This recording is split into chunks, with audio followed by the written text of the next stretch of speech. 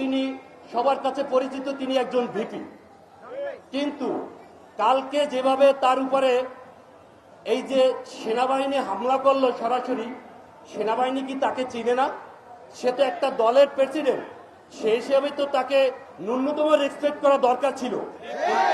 কিন্তু আমরা কি দেখলাম? আমরা দেখলাম সেই হাসিনার আমলে যে পেটুয়া বাহিনী ছিল, সেই পেটুয়া বাহিনীর মতো হায়নাদার বাহিনীর মতো এই সেনাবাহিনী বিপি নূরের উপরে হত্যা চেষ্টা চালিয়েছে। এটা কি আমার কথা নয়, এটা তো আপনারা মিডিয়াতে দেখেছেন, সকল মিডিয়াতে চলে এসেছে যে তার উপরে কিভাবে এই সরকারের পেটুয়া বাহিনী হামলা চালিয়েছে।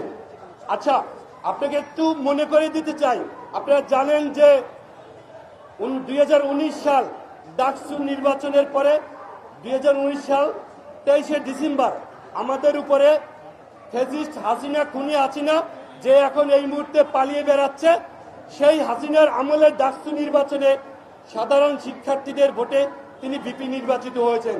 এটা কিন্তু তিনি মেনে নিতে পারেনি। যখনই তিনি ভিপি নির্বাচিত হয়েছেন, তখনই তিনি মানুষের অধিকারের জন্য রাজপথে নেমেছে, মানুষের ভোটাধিকারের জন্য রাজপথে সোচ্চার ছিলেন।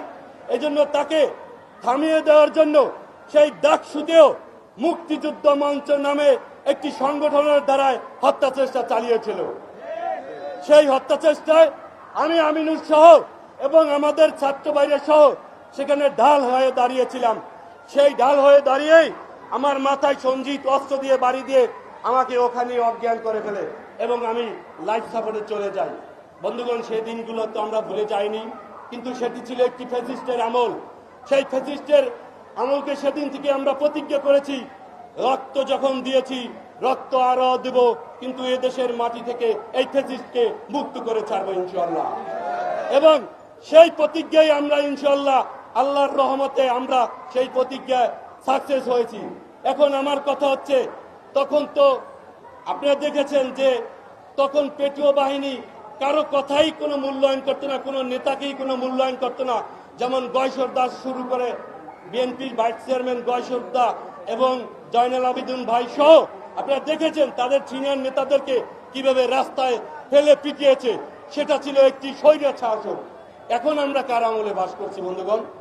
আমরা কি এই জুলাই আগস্টের যে আন্দোলন আপনারা দেখেছেন, যে বিপি নূরের যে অবদান, তিনি হাত করা অবস্থায়, রিমান্ডে থাকা অবস্থায় পিজন ভ্যান থেকে বলেছিলেন যে 90% পতন হয়ে গেছে, আর 10% ধাক্কা দিন।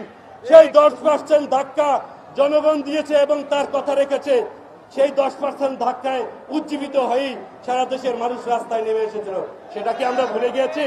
সেটা কি এই সরকার ভুলে গিয়েছে? সেটা কি এই সেনাপ্রধান ভুলে গিয়েছে?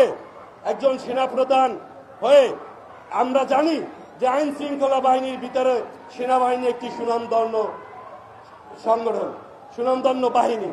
আমরা দেখেছি গত 18 সালের নির্বাচন, 14 সালের নির্বাচন, এই সেনাবাহিনীর ভূমিকা আমরা দেখেছি। তারা সেনাবাহিনীর ভূমিকায় ছিলেন না, তারা ছিল দর্শকের ভূমিকায়, অথচ আমরা তাদের প্রতি আস্থা রেখেছিলাম। কিন্তু যারা এখন, আপনাদেরকে আমি আমার পরিবারের পক্ষ থেকে বলতে চাই, হয়তো আল্লাহর রহমতে এবারের বেলায় হয়তো বিপিনুর বেঁচে যেতে পারেন, কিন্তু তার অবস্থা এখনো জীবন সংকটময়।